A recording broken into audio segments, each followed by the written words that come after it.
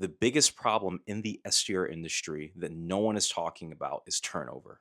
I'd go as far as to say that it's probably the biggest threat that you have to building a sustainable and profitable SDR program. If you do the math on this, it takes what, 2 to 6 weeks to put out a post, attract candidates, go through the interview process, and find a good SDR.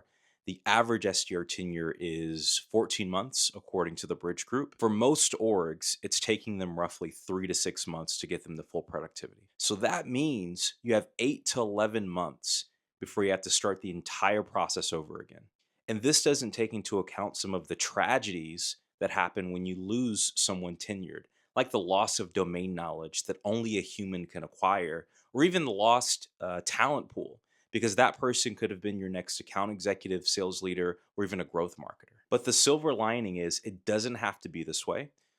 I've worked with a lot of SDRs across a lot of SDR teams, and I've noticed three things that the best of the best do better than anyone else. The first is they create an environment where an SDR can succeed before they invest in adding additional headcount.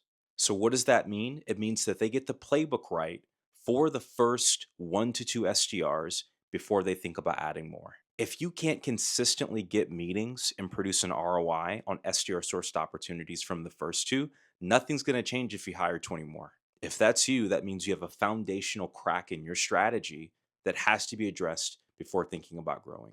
Number two, they obsess over onboarding, coaching, and continued development. And I break that up into two parts. The first is going from 0 to 1.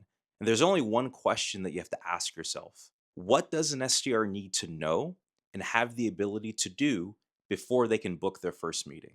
The second part is going from 1 to 2. So this is booking your first call to full skill mastery.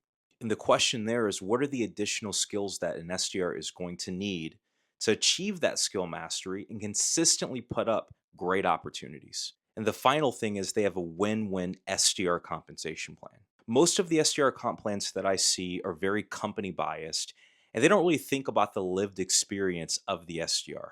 Is achieving the comp plan within reach for the SDR while still challenging them? Because if they can produce a good ROI for sales and they're consistently putting up great opportunities for the AEs, they should be able to earn a good enough living where they want to stay at your company. And if you can't afford to do this, you have a math problem.